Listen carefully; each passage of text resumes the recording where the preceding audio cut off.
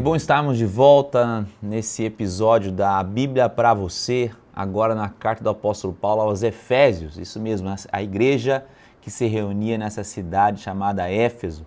O pastor Leonardo já falou um pouquinho sobre as características dessa carta, as principais características, e aí a gente tem que destacar algumas delas. Primeiro, que o grande apóstolo Paulo estava preso em Roma enquanto escrevia suas cartas da prisão, nós chamamos. Alguns até acreditam que essa prisão foi em Éfeso, mas o fato principal é a prisão. Paulo estava aprisionado e escreve carta com tamanha ênfase aqui na liberdade que ele tinha, não do corpo, mas do coração. O apóstolo Paulo ele se destaca em ir além disso, ir além do que os seus olhos podem ver. E você como cristãos, que cremos na palavra de Deus, temos que ser ensinados a ver a vida além dos nossos olhos. E o apóstolo Paulo fala sobre isso. Na verdade, a cidade de Éfeso era conhecida aí pela magia, pelo ocultismo, marcas tão grandes do paganismo. Inclusive em Atos, capítulo 19, quando o apóstolo Paulo passa pela cidade de Éfeso pregando o evangelho, diz que aquelas pessoas marcadas pelo ocultismo, pela magia, elas traziam seus livros à praça pública para serem queimados. Uma evidência maravilhosa do poder transformador do evangelho. Nós vamos falar um pouquinho sobre essa passagem que nós vamos estudar, sobre esse poder transformador do evangelho. Então é uma carta que realmente nos faz lembrar quão ricos somos em Cristo Jesus das bênçãos espirituais. Por isso que eu e você precisamos estudar, nos aprofundar nessa carta à igreja em Éfeso. E hoje a porção da palavra está no capítulo 1, do versículo 15 ao versículo 23. Eu deixei aqui essa oportunidade para lermos juntos e grifarmos algumas palavras importantes desse texto que diz: por isso também eu, tendo ouvido a fé que há entre vós, olha só, ouvido a fé que há entre vós no Senhor Jesus e o amor para com todos os santos, não cesso de dar graças por vós, fazendo menção de vós nas minhas orações. Preste atenção, como é importante entendermos esse momento. O apóstolo Paulo está iniciando uma oração e ele fala: minha oração é baseada na fé que eu ouço de vós e no amor que eu sei que vocês representam para com todos os santos. Você quer conhecer uma pessoa? Ouça a oração dessa pessoa. As nossas orações dizem muito de quem somos, quem acreditamos e as nossas aspirações e anseios. Aqui ele começa uma oração. Ao nos aprofundarmos nessa oração, vamos entender um pouquinho mais do coração do apóstolo para essa igreja. Então ele continua ali: ouvido a fé que há entre vós, o amor para com todos os santos. Então ele fala: não cesso de dar graças por vós, fazendo menção de vós as minhas orações, para que o Deus de nosso Senhor Jesus Cristo, o Pai da glória, vos conceda espírito de sabedoria e de revelação no pleno conhecimento dele, iluminados os olhos do vosso coração, para saberes qual é a esperança do seu chamamento, qual a riqueza da glória da sua herança nos santos, e qual a suprema grandeza do seu poder para com que cremos, segundo a eficácia da força de seu poder. E ele continua no versículo 20, o qual exerceu ele em Cristo, ressuscitando-o dentre os mortos, e fazendo-o sentar à sua direita nos lugares celestiais, acima de todo principado e potestade, poder e domínio, de todo nome que se possa referir não só no presente século, mas também no vindouro. E pôs todas as coisas debaixo dos pés, e para ser o cabeça sobre todas as coisas, o deu à igreja, o qual é o seu corpo, a plenitude daquele que a tudo enche em todas as coisas. Nós vamos até aí, do versículo 15 ao versículo 23 do primeiro capítulo de Efésios. É muito interessante entender então novamente que Paulo começa com uma oração, e a oração revela muito o nosso coração. Vamos olhar para as nossas orações. Qual é a grande marca das nossas petições ao Senhor? Aqui o apóstolo Paulo, apesar de estar em prisão e carecendo de muitas coisas materiais, o apóstolo Paulo carecia, ele não faz pedidos da ordem material. Ele não faz uma oração para a igreja nessa cidade pedindo recursos financeiros, pedindo comida, vestimenta, livramento, não. Ele faz oração para que eu e você, a igreja, eu quero que você se entenda como igreja de Cristo aqui, entendamos que já somos ricos em Cristo Jesus, que nós já temos Ele não pede para que nos dê algo, ele pede para que os nossos olhos sejam revelados de que já temos algo. Olha só como é interessante. As nossas orações, então é muito importante lembrarmos disso. As nossas orações, por muitas vezes, são egoístas. Nós queremos coisas para nós, sempre vemos as nossas necessidades. Ou então, são meios para adquirir. Eu preciso disso, eu preciso daquilo. Certamente você, assim como todos nós, temos esse sentimento de que precisamos sempre de algo. Há um sentimento de descontentamento no coração do ser humano, intrínseco, principalmente a essa cultura, essa sociedade, essa geração que vivemos. Estamos sempre em busca de algo a mais, algo que tente nos completar, algo que tente nos dar plenitude de vida. E nós sabemos como cristãos que nada nesse mundo vai alcançar isso. Mas as nossas orações são permeadas por isso, por sentimentos egoístas, por sentimentos de adquirir algo. A oração do apóstolo Paulo, pelo contrário, olha o que Paulo ora. Paulo, ele faz uma oração para que possamos compreender e tomar posse daquilo que vamos ter, não, daquilo que já temos. Então, a oração do apóstolo Paulo aqui, do versículo 15 ao versículo 3, ele fala, Deus, revele à igreja, revele a esses irmãos e irmãs na fé, discípulos e discípulos de Jesus Cristo da cidade de Éfeso, dessa igreja de Éfeso, o que eles já possuem, que eles sejam ancorados nessa verdade. Nossa oração aqui tem que mudar, tem que mexer conosco. O apóstolo Paulo mostra isso. Ou seja, olha o que ele fala, ele começa dizendo da fé. Eu sei, eu tenho ouvido a fé que há entre vós.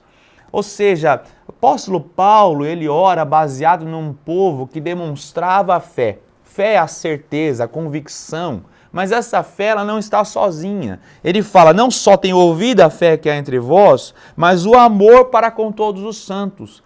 Recentemente eu estava ministrando uma mensagem aqui e falei sobre duas verdades, duas palavras interessantes que tem que andar juntas. Uma é a palavra verdade e outra é a palavra amor. Muitas vezes demonstramos amor sem verdade, ou seja, queremos ter fé sem obras, ou obras que não expressem nossa fé. As duas coisas não são isoladas, elas são complementares. Ou seja, o que o apóstolo Paulo está falando? A fé que ele tinha ouvido era complementar, ela sim via em todos os seus aspectos através do amor para com todos. Ou seja, eu posso dizer que eu tenho a fé, que eu tenho amor, mas se eu não tiver a verdade e esse amor para com as pessoas, o nosso discurso cai por terra. Por isso que eu e você como cristãos não somos chamados apenas a conhecer a Deus, mas a vivenciá-lo na nossa vida. Muitas vezes nós nos preocupamos com muitas informações sobre Deus e há um povo que sabe informações sobre Deus, é o povo cristão, o homem e a mulher. Porque conhece a palavra de Deus, lê, você mesmo está adquirindo um pouco mais de informações sobre quem é Deus, a igreja, o propósito dele para a nossa vida. Mas nós temos que dar passos além disso. Além da informação, além daquela palavra que entra na nossa mente, nós temos que deixá-la cair no coração. Então ele se destaca aqui, essa igreja, pela fé que houve, mas também o amor para com todos os santos. O amor não é seletivo, o amor de Deus é para com todos. O apóstolo, ele entendia que essa igreja olhava para todos, para o mais abastado, para o mais humilde em várias circunstâncias, para as pessoas que estavam ali em profunda necessidade, aqueles que tinham mais conseguiam repartir os bens que tinham, aqueles que passavam por perseguição, tinha um povo que intercedia, orava. E vamos pensar nesse momento que estamos vivendo enquanto sociedade, como é preciso ter um povo que se interessa uns pelos outros. Eu não consigo ver isso em nenhum lugar da sociedade, a não ser dentro da igreja. Por mais imperfeita que a igreja seja, você vê alguns resquícios de um amor cristão em alguns momentos da história, até mesmo fora da igreja. E quando eu falo dentro da igreja, não estou falando de quatro paredes, você está entendendo, no âmbito dos cristãos. Mas o amor de compartilhar, aquela pessoa que corre em direção ao perigo para alcançar a vítima, é só aquele que tem um amor cristão. É só aquele que entende que a vida dele não tem valor senão valorizar a do outro, a do próximo. A nossa vida como cristão não tem valor se eu não olho para o próximo com um olhar de amor e querendo valorizá-lo além da minha vida. Deus é um Deus que se relaciona assim. Deus nos mostrou o que é um Deus, o que é um amor cristão, quando Ele envia Jesus Cristo. Deus poderia muito bem ter enviado um discurso muito bonito, uma poesia, uma música que acalantasse o nosso coração, mas não, ele se doa a si mesmo. O cristão é aquele que apresenta fé e amor para com todos. O cristão não é aquele que se satisfaz em colocar a mão no bolso e fazer uma oferta. O cristão é aquele que, além de colocar a mão no bolso, ele também se entrega como oferta. Ele quer ser um instrumento nas mãos de Deus para alcançar as pessoas. E o apóstolo Paulo via isso nessa igreja. Por isso ele fala, não cesso de dar graças por vós, fazendo menção de vós nas minhas orações. O apóstolo Paulo preso, cheio de necessidades, ele se esquece um pouco das suas necessidades materiais, pessoais, egoístas, de adquirir coisas para orar pelos outros. Se pensarmos na nossa vida, nós muitas vezes nos esquecemos do poder da intercessão, de interceder uns pelos outros. A igreja também serve para isso. A igreja em Éfeso estava experimentando o poder de interceder uns pelos outros, apesar das nossas necessidades pessoais. Você quer crescer na empatia? Você quer crescer na bondade, no amor para com o próximo? Comece a servir. Comece a orar pelos outros. Comece a se envolver na história e na bagunça das outras vidas. E você vai começar a valorizar um pouco mais o que Deus tem feito na sua própria vida. Por isso que não há nada melhor do que poder compartilhar. A vida, como a gente diz aqui na Igreja Central, é melhor quando compartilhada, desde uma célula, desde um núcleo de discipulado, desde uma grande reunião da igreja, do corpo de Cristo num culto, as pequenas reuniões, quando você compartilha as alegrias, as tristezas, as vitórias e as derrotas. É normal isso.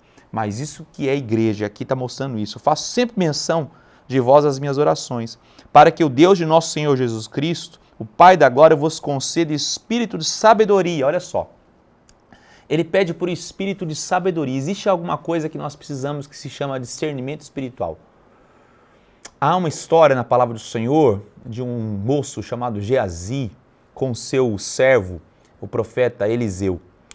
Geazi, ele via as coisas pelos olhos naturais, ele carecia de discernimento espiritual. Até que em certo momento Eliseu disse, Deus, abre os olhos do moço. E aquele homem que via somente inimigos rodeando ao profeta, agora tem os olhos abertos, o discernimento espiritual recai sobre a vida de Geazi, e Geazi começa a enxergar o tamanho do exército de Deus. Eu e você precisamos de discernimento espiritual. O discernimento espiritual vai além das nossas percepções naturais, é algo que Deus nos dá. O cristão precisa disso. Eu não estou falando que os seus olhos vão ser abertos e você vai ver coisas e vultos, não é isso. Discernimento espiritual é algo que Deus certifica em nosso coração. É a certeza de que as atitudes que você está tomando no dia a dia, por menores que elas sejam, carecem da orientação de Deus, precisam de vida de oração, e você tem a certeza de que essas decisões estão sendo feitas de acordo com a vontade de Deus pelo discernimento espiritual que Deus tem nos dado. Éfeso era uma cidade muito perseguida, era naquela época da colônia do Império Romano, e os grandes imperadores romanos colocavam nessa cidade templos de adoração ao próprio império. Não só ao império, mas alguns imperadores, na sua loucura, até ao imperador. Eles eram adorados, não só o Império Roma, mas também o imperador. O imperador romano era adorado como Deus algumas vezes. Ou seja, na cidade de Éfeso era muito complicado ser cristão. Porque ser cristão é ser monoteísta, ou seja, somente há um Deus nos céus e na terra. Não tem como eu adorar a dois senhores, não tem como eu venerar a dois senhores. Para o cristão existe somente um Deus. Mas na cidade de Éfeso você teria que escolher. E a escolha por Cristo era uma escolha pela espada, ou seja, uma escolha pela morte, que você poderia vir a morrer pela sua escolha de adorar a Deus. E aqui ele está falando, olha, vocês precisam de discernimento espiritual. Há muita coisa que vocês precisam. Havia também muito paganismo, como eu disse, magia negra, ocultismo. Ou seja, havia muita concorrência à palavra de Deus. E Paulo, ele chega ali e fala, eu oro para que haja espírito de discernimento, revelação no pleno conhecimento dele. Essa outra palavra, revelação, é muito importante. A revelação é só dada pelo revelador. Alguém precisa revelar isso a você. Alguém precisa dar de presente para você essa revelação de quem você é. Vamos ver o que acontece nos dias de hoje. A revelação do sexo de um bebê, por exemplo, só é dado mediante um exame. Ou seja, você necessita desse exame para que aquele laboratório revele o sexo do neném. Ou seja, quando nós pensamos em revelação de Deus, nós estamos falando que somente Deus é o revelador de coisas maravilhosas, ocultas, misteriosas que Deus tem para o coração do homem. Quando eu e você nos aproximamos da palavra de Deus, entendemos que ela é revelação de Deus para nós. É claro que eu e você, com as mentes pequenas que temos, com a concepção de vida muito limitada, temos essa revelação que também é limitada. Ela foi progressiva. Quando lemos o Velho Testamento, entendemos essa revelação progressiva e crescente, até uma revelação máxima em Jesus Cristo. Por isso que o próprio Senhor Jesus Cristo disse: eu sou o caminho, a verdade e a vida. Ninguém vem ao Pai senão por mim. Certa vez os discípulos perguntaram: mostra-nos o Pai. E ele falou: há tanto tempo estou convosco, vocês pedem para mostrar o Pai. Ou seja, Jesus é a revelação de Deus para o homem. É por isso que quando eu olho Jesus, eu entendo e compreendo ao meu Deus. E quando eu olho para a palavra de Deus, eu entendo essa revelação, ou seja, ele clama pela revelação no pleno conhecimento dele. É uma revelação para que eu e você venhamos conhecer a Deus mais e mais e prossigamos em conhecê-lo cada dia mais. Então ele usa aqui uma figura de linguagem, ele diz: iluminados os olhos do vosso coração. É óbvio que a palavra coração aqui não está falando do órgão que sustenta a nossa vida, mas está falando do centro do ser humano, do centro dos seus sentimentos, dos seus anseios. E ele fala que esse coração tenha olhos, sejam iluminados para que eu possa ver, compreender todas as coisas. Voltando às características dessa cidade, uma cidade muito obscura, cheia do ocultismo, muitas meias-verdades, muitas carências do coração do ser humano ali em voga, e os nossos olhos precisavam ser iluminados para que possamos ver a vida. Há muitas pessoas que veem a vida com óculos embaçados, veem a vida com os olhos obscurecidos pela angústia, pela depressão. A tristeza, a angústia, a depressão não combina com o cristão. Eu não estou dizendo que você é menos ou mais do que uma pessoa que não está passando por essa necessidade, não. Eu estou trazendo libertação ao seu coração. Deus quer revelar o amor dele para que eu e você possamos ser libertos dos diversos traumas que temos. Todos temos traumas do passado, do presente, ou teremos, infelizmente, porque essa vida é uma vida de dessabores. Apesar de todas as tristezas que podemos ter na vida, Deus nos traz esperança para vencê-los. Muitas vezes passamos pelo perdão, passamos pelo discernimento das coisas, de como Deus traçou os planos dele, apesar de todas as nossas escorregadas na vida, para cumprir o seu propósito. Eu posso me lembrar aqui de José, quando ele foi preso, aliás, foi vendido pelos seus irmãos como escravo, depois foi enganado na casa de Potifar, pela esposa de Potifar, foi preso e foi esquecido por aquele copeiro e pelo padeiro de Faraó, quando ele revelou os seus sonhos. Depois ele revelou o sonho de Faraó, foi colocado como um segundo homem no Egito, e assim por diante os seus irmãos vêm pedir comida para ele, ele se revela aos seus irmãos, mas ele tem um entendimento espiritual de que tudo concorreu para a preservação da vida.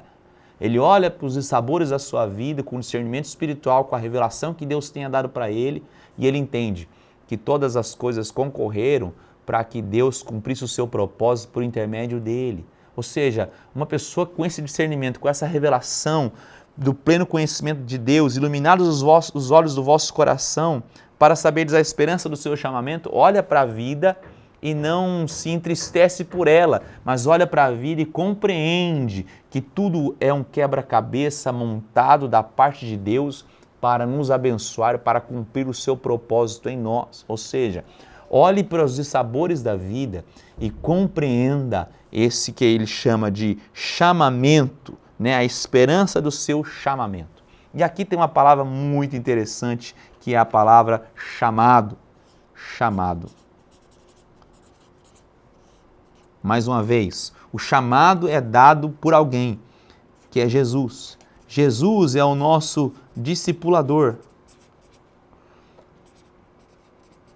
Ou seja, ele não só nos chama, mas também nos discipula, ou seja, ele nos capacita.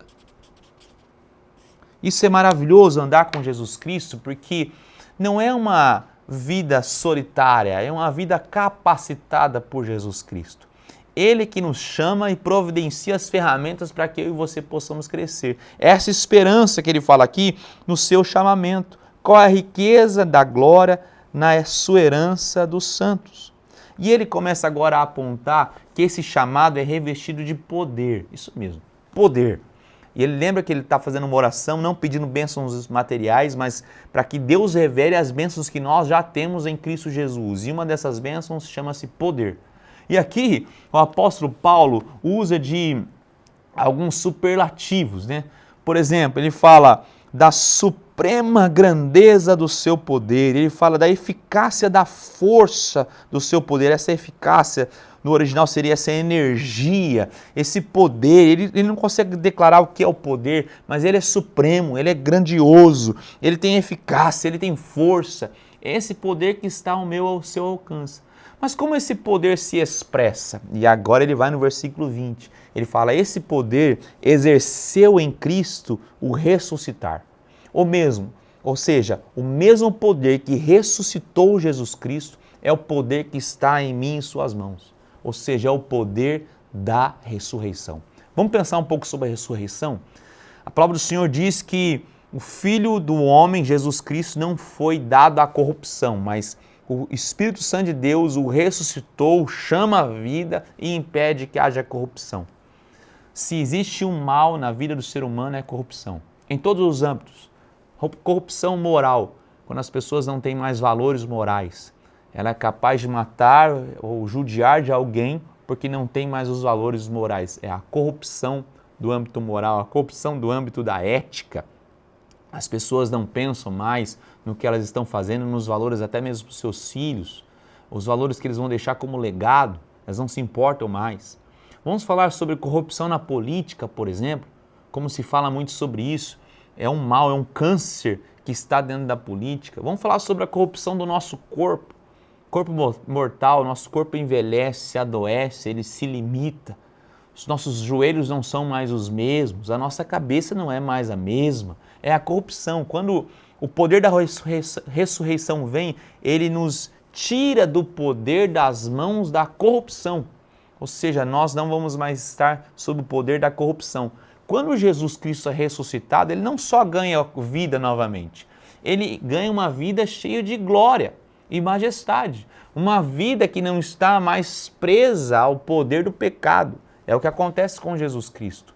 Alguns exemplos, quando Jesus estava ressurreto, ele transpõe paredes. Diz que o texto bíblico dos evangelhos diz que os discípulos estavam reunidos numa sala só e Jesus Cristo simplesmente aparece sem passar pelas portas e janelas. Ele aparece e diz, paz seja convosco. É muito interessante isso, o poder que há da ressurreição. Ou seja, pense nisso. O mesmo poder que ressuscitou Jesus, que o tirou do túmulo, está sobre a igreja, está sobre mim e você. Paulo está nos lembrando disso, fazendo-o assentar à sua direita nos lugares celestiais. E ele termina essa passagem, essa oração dele, nos mostrando sobre autoridade. Toda autoridade está sob o nome de Jesus Cristo. Olha só, ele fala, acima de todo o principado ele está assentado. Potestade, de poder e domínio de todo nome que se possa referir, não só no presente século, não está falando apenas do presente, mas também do vindouro. Mas também do vindouro, ele está falando do presente e do futuro da nossa vida. E pôs todas as coisas debaixo dos pés. E para ser o cabeça sobre todas as coisas, o deu à igreja. Ele fala, essa autoridade está sobre Jesus Cristo. Jesus Cristo disse, toda autoridade me foi dada. Mas é muito interessante que o texto aos Efésios mostra que essa autoridade nos foi compartilhada.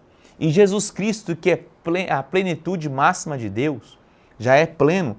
Parece que o texto diz que ele vai se tornar ainda mais pleno quando essa cabeça que é Jesus se unir ao corpo que é a igreja. Por isso que ele fala, e pôs todas as coisas debaixo dos pés para ser o cabeça sobre todas as coisas. Jesus Cristo é o cabeça da igreja. Ele é o comandante, ele é o grande cérebro, ele é o grande visionário da igreja, ele é o que fala pela igreja, ele é o que pensa pela igreja, ele é o que domina todo o corpo que é a igreja.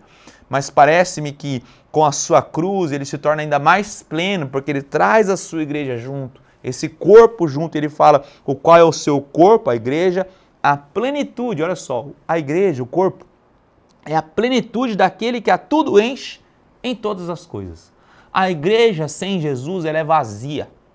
A igreja sem Jesus, ela nunca vai encontrar plenitude. E quando eu estou falando de igreja com Jesus, não é apenas mencionar Jesus Cristo no culto, cantar canções que mencionam o nome de Jesus, não, é vivê-lo na verdade, é vivê-lo na plenitude. Ou seja, a igreja, eu e você, precisamos viver a verdade de Jesus Cristo, morto, crucificado, mas ressurreto, vivo e Senhor da minha vida. Eu preciso entender e compreender isso na minha vida. Jesus Cristo precisa fazer parte de mim como cabeça. Em todas as minhas decisões, Ele tem autoridade. Em todos os meus questionamentos, Ele tem as respostas. Em todas as encruzilhadas da vida, Ele tem a direção, é Jesus Cristo. Então eu e você somos lembrados pelo apóstolo Paulo aqui, juntamente com a igreja na cidade de Éfeso, que Jesus Cristo continua sendo cabeça. Ele continua sendo soberano. E essa autoridade Ele nos dá. Ele deu à igreja, diz o versículo 22 do finalzinho. O deu à igreja. Esse poder, essa autoridade estão acessíveis a mim e a você. O que vamos fazer com ele? Podemos usar de poder e autoridade de forma errada. Quando nós vemos um policial ele tem poder e autoridade. Ele tem poder porque ele tem arma nas mãos. E ele tem autoridade pelo cargo que ele exerce. Ele pode ser um mau policial e usar desse poder, dessa autoridade de forma maléfica, que não traga benefício para a comunidade. Agora, aqueles que entendem, e existem inúmeros bons policiais aí, graças a Deus, usam do poder e da autoridade que tem para exercer justiça. Esse é o grande chamado da igreja. Exercer a justiça que glorifique a Deus. É olhar para os mais necessitados. E quando eu falo mais necessitados, não estou falando da quantidade de dinheiro que possuem. Eu estou falando da necessidade do coração. Porque há duas coisas que precisam andar juntas. É a necessidade do bolso, da mesa, da despensa, mas também a necessidade do coração das pessoas. Por isso que nós temos que falar isso com poder e autoridade. Como que eu e você temos exercido poder e autoridade que Ele tem nos delegado nessa sociedade? Onde você se encontra? Você exerce algum tipo de autoridade? Como é que essa autoridade se assemelha a Jesus? Uma autoridade cheia de empatia, uma autoridade que tenha o servo como objetivo?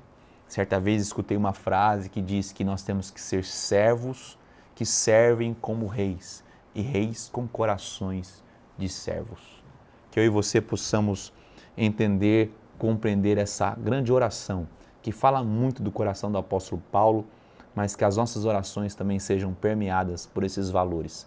Não orações que pedem coisas, mas orações que nos lembrem que nós somos o povo mais rico da face da terra. Somos ricos por meio de Cristo Jesus e temos ao nosso alcance poder e autoridade. Quero orar com você. Pai, obrigado, Senhor. Obrigado por essa passagem, obrigado pela vida do apóstolo Paulo, pelos nossos irmãos da igreja na cidade de Éfeso, que também tem nos encorajado nos dias de hoje. Que o Senhor realmente trabalhe em nosso coração, daqueles que estão juntos, estudando essa poderosa carta, que realmente possa causar transformação na nossa vida e que, acima de tudo, o seu nome seja glorificado. Obrigado por mais esse episódio da Bíblia para você. Abençoe o teu povo. Eu oro em nome de Jesus Cristo. Amém. Amém. Deus te abençoe e até uma próxima oportunidade.